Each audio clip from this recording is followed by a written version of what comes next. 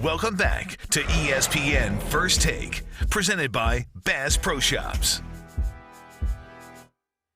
Hey everyone, welcome back to First Take. Again, it's Wednesday, which means we have our special guest. He was in the NBA for 11 seasons and won a ring with Miami in 2006. Now he's a successful businessman and author. We welcome back in Derek Anderson. And actually, he has a book. It's called Stamina. It's about life's struggles, your personal struggles. Can you tell us a little bit about it?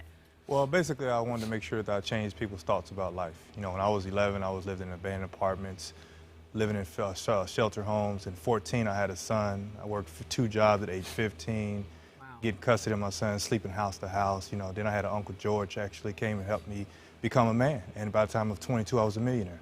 These kids make excuses today, and I was tired of that. And I just didn't want to see people keep doing that.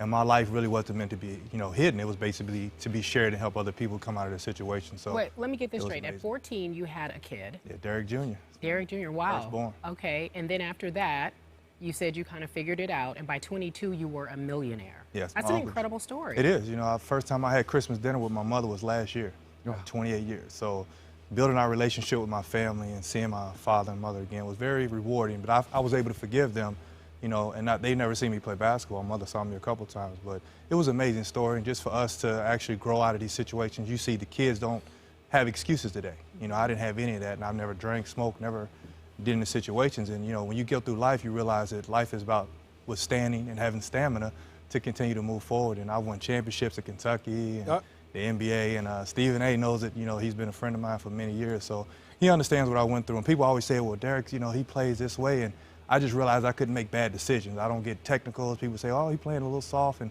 that's because I was mature enough to be a man and know what decisions to make and have lifelong careers in life and making sure I build great relationships. All right. Stephen A., you wanted to say something? Skip. Yeah. Skip Kerry. I've known DA for years, and he's one of the best people that I've ever known in professional sports. He's just a class individual. He's always been a great guy. That's why I'm happy to have him on this show. DA, I want you to tell and share with our audience. It's one thing to put the substantive material in the book that you just alluded to.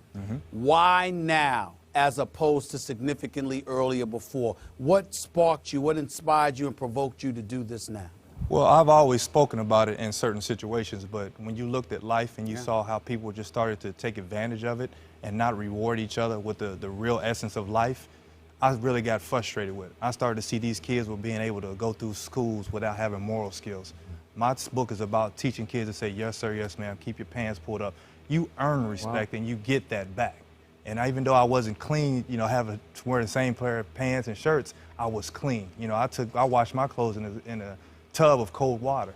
So for these kids today to have cell phones, Jordans, and still be looking like they don't have anything, I was sick of seeing that. And I felt like someone needed to speak up about it.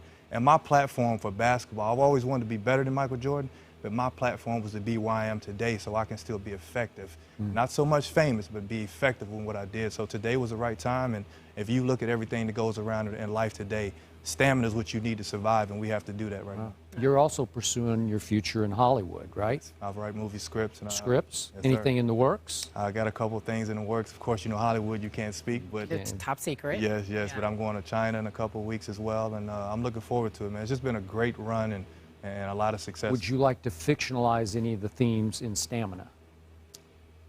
What do you mean? As opposed to like your life story or the kids screen. today? Would you like to take it onto the screen? Oh yeah, I've written a movie script. I've already written it. Oh, just about you, about your life? I've written about my life story. Beautiful. It's a movie script I already read, and a couple directors are looking at it. And again, it's a life lesson. I give people the opportunity to say, if I made this decision, the outcome, and then I made another decision, the consequences that I had to face. Having a child, I didn't get to go to AAUs like these kids did. I had to work every summer. So I didn't get to play in any AAUs. I wasn't highly recruited. But when I finally went to the University of Kentucky, I was rewarded with the best family of the Big Blue Nation, and they've always embraced me. So I was really able to have a family inside of basketball, and now I grow outside of that. So when I go back to Kentucky, it's like I've never left.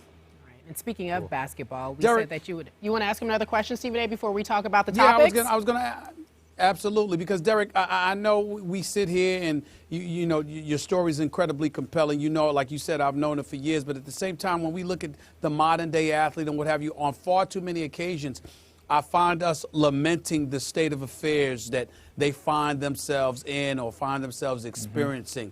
What are some of the things that you've seen from a positive perspective as it pertains to today's professional athletes? Is there anything out there that you think is ideal, that should be emulated, that should be talked about more, that hasn't been?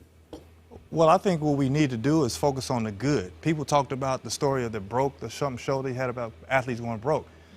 You only showed that, but you didn't educate them on how to not go broke. If you guys stop working right now today and didn't do anything else, you lose your money, you lose your house, you go into foreclosure. But what happens is athletes don't have trades. We've been playing basketball our whole life, so we don't have a trade besides sports. Yeah. So people don't realize that if you integrate that into school systems where school teachers are getting paid equivalent to what's respected, if a school teacher's driving a Mercedes-Benz, a student would follow that teacher. Absolutely. As opposed to an athlete. Absolutely. So I think our projects and what we have to do is focus on that. And athletes have been giving back. But the problem is you focus on the negativity when they get DUIs, they're in trouble instead of these guys reaching back out. Like I looked at some of the players in today, and they're actually giving back from their heart. They're actually spending time doing that. But then you focus on the guys who got pulled over and in trouble, and that's what our society's become. We have to reward the guys who are actually trying to do something and put that in kids' minds, because a kid will absorb anything that you give him.